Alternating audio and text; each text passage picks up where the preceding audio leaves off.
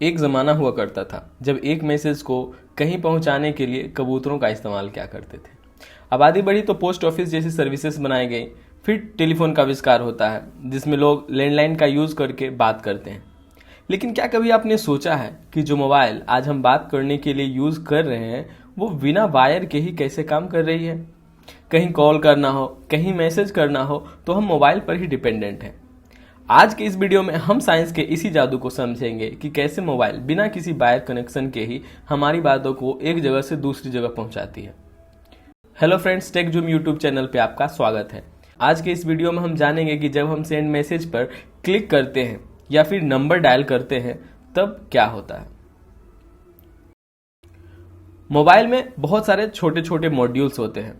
जैसे voice capture करने के लिए माइक होता है। ये माइक हमारी वॉइस को कैप्चर करते हैं। मोबाइल में लगा प्रोसेसर इस वॉइस को और भी डेटा के साथ मिलाकर उसे छोटे छोटे डेटा पैकेट्स में बदल देता है। इस डेटा पैकेट्स में आपका वॉइस, आपका मोबाइल नंबर और डायल किया हुआ नंबर जैसे बहुत सारी डिटेल्स होती हैं। इस पैकेट्स को फिर इनक्रिप्ट किया जाता है ताकि वो सिक्योर रहें। चूंकि कंप्यूटर्स या मोबाइल सिर्फ 0 या 1 यानी बाइनरी लैंग्वेज में ही कम्युनिकेट करती हैं, इसलिए इन डेटा पैकेट्स को बाइनरी डेटा में बदला जाता है। इन डेटा पैकेट्स को सेंड करने के लिए बाइनरी डेटा से इलेक्ट्रिकल सिग्नल में बदला जाता है ताकि ये डेटा को इलेक्ट्रिसिटी की हेल्प से किसी दूसरी जगह भेज सके। ये इलेक्ट्रिसिटी या पावर हमारे मोबाइल में बैटरी से प्रोड्यूस होती है। जो पुराने लैंडलाइन होते थे वो इसी इलेक्ट्रिकल सिग्नल को वायर का यूज करके एक जगह से दूसरे जगह तक भेजती थी।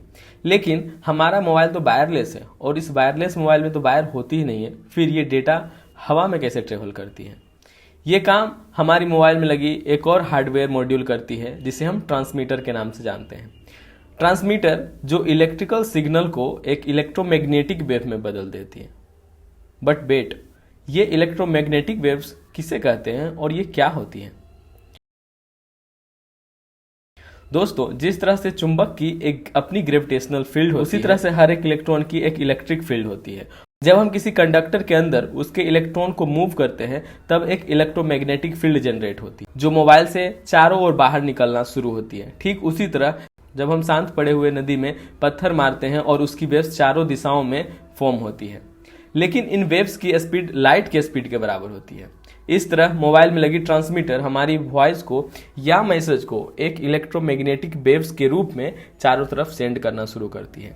मोबाइल जो इलेक्ट्रोमैग्नेटिक वेव्स जनरेट करती हैं वो 30 हर्ट्ज से 300 हर्ट्ज तक की फ्रीक्वेंसी की होती हैं। ऐसे इलेक्ट्रोमैग्नेटिक वेव्स को ही रेडियो वेव्स भी कहते हैं।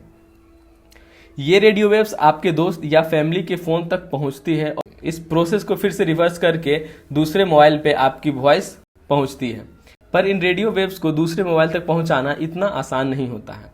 इस काम को करने के लिए टावर बनाए जाते हैं। फ्रेंड्स, मोबाइल को समझने के लिए हम सबसे पहले टावर्स को समझना पड़ेगा कि टावर क्या होते हैं और उनका क्या काम होता है। आपने अक्सर सुना होगा कि ये जियो का टावर है या फिर ये एयरटेल का टावर है। टावर एक इंटरमीडिएटर का काम करती है। ये मोबाइल से निकली हुई इलेक्ट्रोमैग्नेटिक वेव को रिसीव करती हैं और उसकी डेटा को रीड करके उसे डायल नंबर के नियरेस्ट टावर को फॉरवर्ड कर देती हैं। फिर उस नज़दीकी टावर से वो इलेक्ट्रोमैग्नेटिक फील्ड या इलेक्ट्रोमैग्नेटिक वेव को ट्रांसमिट किया जाता है उस डिजायर्ड मोबाइल को। लेकिन टावर्स ऐसा कैसे कर पाती हैं? उन्हें कैसे पता कि यह मोबाइल नंबर किसका है या फिर हम कौन है या कौन कॉल करने की कोशिश कर रहा है? तो यह मैनेजमेंट टावर की कंपनी संभालती है। टावर्स के पास एक डेटाबेस होती है जो टावर कंपनी बनाती है। इस डेटाबेस के इस्तेमाल से ही टावर को यह जानकारी मिलती है कि आपके द्वारा डायल किया गया नंबर किसका है और उसकी लोकेशन क्या है या फिर आप कौन हैं या बहुत सारी डिटेल्स। जब आप किसी कंपनी का सिम कार्ड लेते हैं तब वो कंपनी आपके नंबर को इस डेटाबेस में लोकेशन के साथ डालती है और इसी के बाद ही टावर आपके नंबर को रिकॉग्नाइज कर पाती है। एक टावर दूसरे टावर को वायर के द्वारा मैसेज भेजती है, तो हम कह सकते हैं कि यह सिस्टम पूरी तरह से वायरलेस नहीं है। दो टावर के बीच वायर के इस्तेमाल से प्रोसेस स्लो नहीं होती, बल्कि कुछ वायर तो ऐसी भी हैं जैसे ऑप्टिकल फाइबर्स वायर जो कि 100 गीगापर्ट/सेकेंड की स्पीड से डेटा को भेज सकती हैं।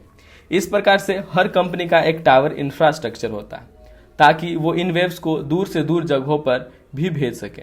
इसलिए अगर आपको कॉल करना होता है या फिर मैसेज सेंड करना होता है तो आपके एरिया में एक टावर होना ही चाहिए। इस प्रकार हम समझते हैं कि पहले आपकी वॉइस को एक इनक्रिप्टेड डेटा पैकेट्स में बदला जाता है।